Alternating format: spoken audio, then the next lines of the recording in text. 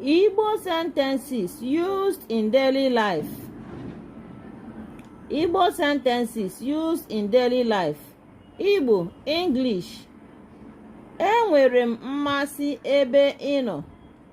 Enwere m mmasị ebe ị nọ. In English, I admire you. Echegbula onwe gị. Echegbula onwe gị. Don't worry yourself. Ekwetaghị m. Ekwetaghị m. I don't agree. In English, ị nwetara ya? Did you get it? Mee ihe m na-ekwu.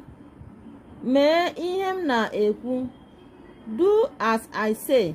In English, biko bịa ozugbo ị nwere ike. Biko bịa